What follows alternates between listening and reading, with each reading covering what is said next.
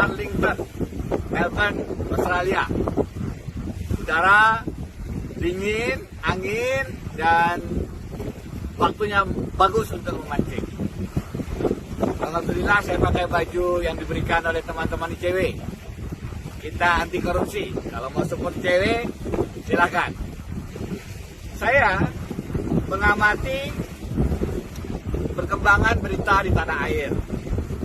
Setelah kemarin saya men-tweet ada informasi bahwa MK akan memutuskan terkait sistem pemilu menjadi proporsional tertutup kembali. Dan informasi itu direspon oleh berbagai kalangan, termasuk oleh Presiden ke-6 Republik Indonesia, Bapak Susilo Bambang Yudhoyono. Saya juga melihat tweet yang dilepaskan oleh Menko Polhukam, Profesor Muhammad Mahfud MD. Setelah saya timbang-timbang, informasi bahwa MK akan mengembalikan sistem pemilu legislatif menjadi proporsional tertutup lagi harus diketahui publik. Inilah bentuk transparansi, inilah bentuk advokasi publik pengawalan terhadap putusan Mahkamah Konstitusi. Kita paham sekarang di tanah air, jika tidak menjadi perhatian publik, maka keadilan sulit untuk hadir. No viral, no justice. Maka kita perlu melakukan langkah-langkah pengawalan dengan mengungkapkan ini ke sosial media. Karena apa? Karena satu, jika MK memutuskan kembali ke sistem proporsional tertutup, itu artinya MK melanggar prinsip dasar open legal policy. Soal pemilihan sistem pemilu proporsional tertutup atau terbuka itu adalah kewenangan dari pembuat undang-undang, Presiden, DPR, dan DPD, bukan MK. Yang kedua, jika MK kembali memutuskan sistem proporsional tertutup, maka ini akan mengganggu proses pemilihan umum legislatif yang sudah berjalan. Kita tahu sekarang sudah didaftarkan daftar calon sementara.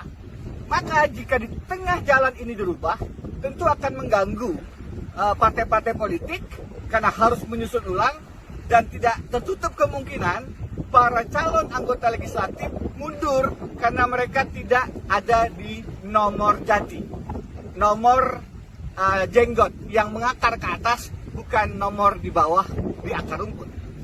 Karena itu, maka perlu kita lakukan langkah-langkah advokasi, melakukan langkah pencegahan preventif, melakukan langkah preemptif. Kenapa? Karena saya khawatir Mahkamah Konstitusi punya kecenderungan sekarang dijadikan alat untuk strategi pemenangan pemilu. Putusan 25 Mei kemarin memberi pelajaran ketika MK memberikan gratifikasi jabatan 1 tahun kepada pimpinan KPK yang bermasalah secara etika.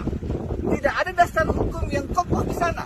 Pada saat dikatakan supaya independensi KPK makin kuat, supaya tidak dipilih oleh Presiden dan DPR yang sama, Jokowi dan DPR, maka sebenarnya diundur ke 2024 sekalipun, di bulan Juni yang akan membentuk pansel adalah tetap Presiden Jokowi. Yang akan melakukan fit and proper test juga DPR periode sekarang. Maka langkah yang tidak ada dasar yuridis konstitusionalnya itu menunjukkan ada kepentingan politik yang menginfiltrasi kepada Mahkamah Konstitusi. Karena itu kita harus membantu menyelamatkan MK dengan mengingatkan jangan masuk ke wilayah sistem pemilu yang merupakan open legal policy, yang merupakan kewenangan Presiden, DPR, dan DPD dalam proses legislasi di parlemen.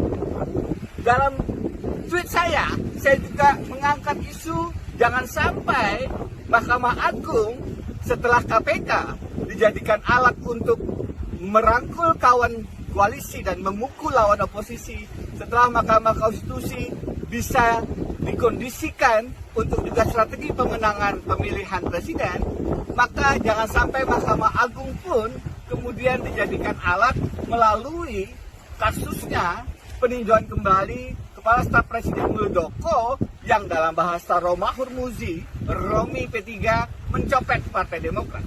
Tidak ada dasar sama sekali bagi KSP, Kepala Staf Presiden Muldoko, orang istana, staf Presiden Jokowi melakukan langkah-langkah bahasa Romi pencopetan Partai Demokrat. Kita ingat bagaimana Ibu Megawati dikuyok-kuyok di zaman Orde Baru, Megawati PDI diambil alih hampir oleh PDI Suryadi meskipun melahirkan PDI Perjuangan. Jangan sampai rezim ini tidak belajar pada sejarah. Jangan sampai kedaulatan partai diganggu-ganggu oleh pencopet yang sayangnya ada di lingkaran kekuasaan istana. Mari sama-sama kita kawal putusan MK agar tidak keluar MK-nya menjadi putusan-putusan strategi pemenangan pemilihan umum legislatif.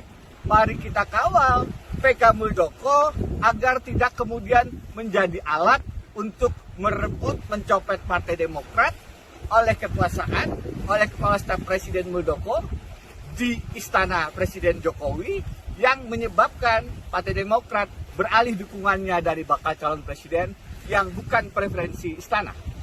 Mari kita selamatkan demokrasi. Dari Port Ellington, Melbourne, kita suarakan keadilan bagi Indonesia. Saya Deddy Indrayana. Assalamualaikum warahmatullahi wabarakatuh.